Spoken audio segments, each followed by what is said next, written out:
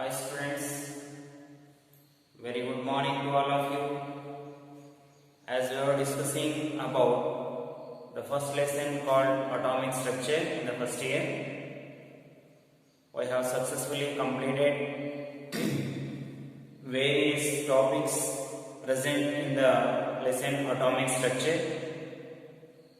We have discussed the introduction, fundamental particles of an atom, different atomic models,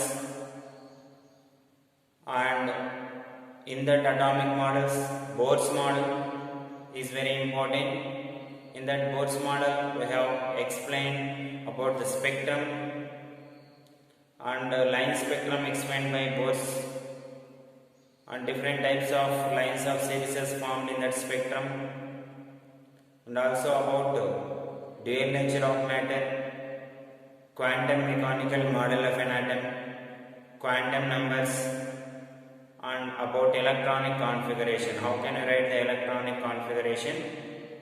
All such things have been explained in detail, and in today's class we shall discuss about the last topic in our first lesson, that is atomic structure. So in that we should know about nodal plane. I have already told you about atomic orbital and shapes of atomic orbital. In today's class we shall discuss about the difference between orbit and orbital, and also about nodal plane.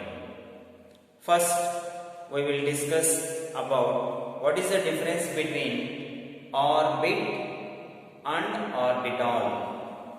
So now today's class we shall discuss about the difference between orbit and orbital.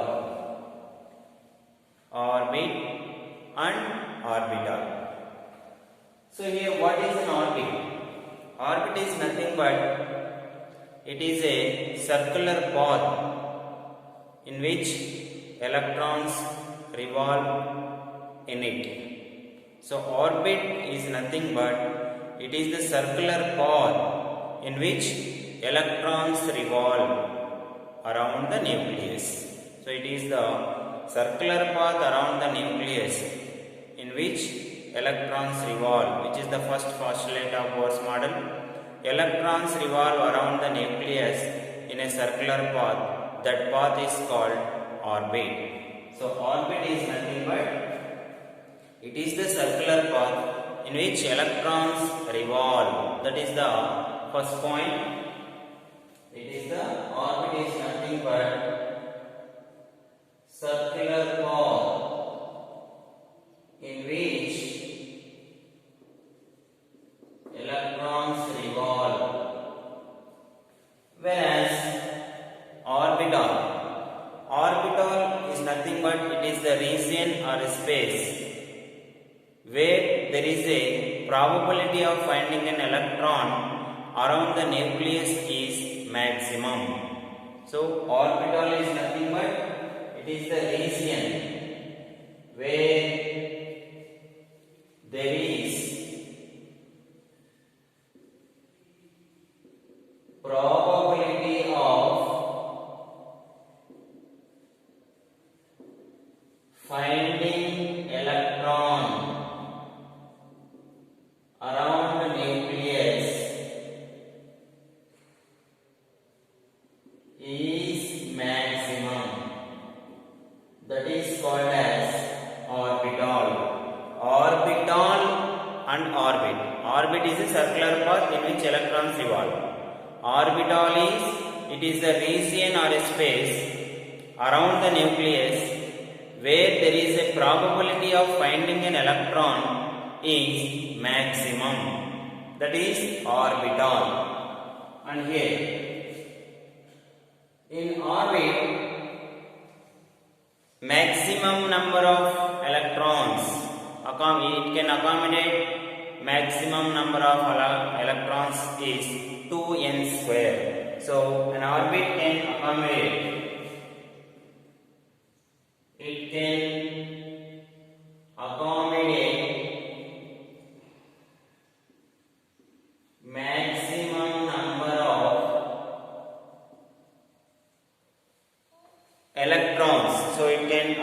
orbit, maximum number of electrons is 2n square. So n is the number of orbits, whereas it can accommodate maximum 2 electrons only. So orbital will be like this. In orbital we can place only 2 electrons maximum, that's all. Whereas orbit can accommodate 2n square electrons. So n is the number of orbit. If it is second orbit, how many electrons may present? 2 into 2 square. 2 4 is 8. So first means 2 into 1 square, 2. First orbit can accommodate 2 electrons. Second orbit can accommodate 8 electrons. Third orbit can accommodate 2 into 3 square, 18 electrons, like that. So an orbit can accommodate 2n square electrons, whereas orbital can accommodate only 2 electrons. And again, orbit is circular. It is always circular in shape. Whereas coming to orbital, different orbitals will have different shapes. So except s orbital. S orbital is spherical. Different orbitals will have different shapes. Different orbitals will have different shapes. And again, finally, orbit is non-directional. So it is non-directional.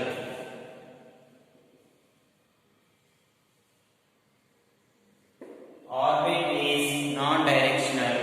So they cannot pass through any axis like that. But here, orbitals are directional. Orbitals are directional. So orbit is non-directional, whereas orbitals are non-directional. These are the differences between orbit and orbital. So orbit is a circular path. Orbital is the region or a space where there is a probability of finding an electron is maximum. It can accommodate 2n square electrons. Orbital can have only 2 electrons. Orbit is circular, but this orbital they have s orbital, p orbital, d orbital. So the shape of s orbital is spherical, p orbital is dumbbell, d orbital is double dumbbell, like that. So different orbitals will have different shapes, and these are non-directional orbit, but these are directional. They can make a direction along x-axis, y-axis, like that. So these are all the differences between orbit and orbital. And also we should know about nodal plane.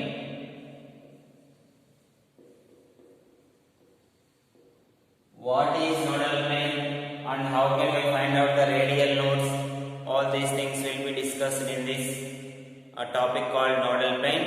So nodal plane is nothing but it is the space or region around the nucleus where there is a probability of finding an electron is 0. So the space where there is probability of finding an electron around the nucleus is 0. That is called as nodal plane. So it is the region where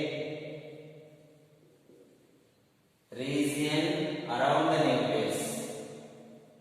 Region around the nucleus where there is probability of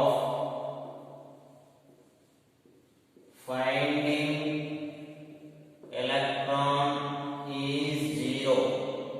Then it is called nodal plane. But where the region and the space where there is a probability of finding an electron is maximum is atomic orbital, that is orbital. Where there is a probability of finding an electron around the nucleus is 0, then it is called nodal plane. And different orbitals will have different nodal plane values. So orbital nodal plane values. S orbital will have 0, p orbital will have 1, d orbital will have 2, f orbital will have 3. So these are very important. So these are the orbitals. Nodal plane values for different orbitals. For s orbital, nodal plane value is 0. For p orbital 1. For d orbital 2. For f orbital 3. And also, what is the formula used to calculate radial nodes?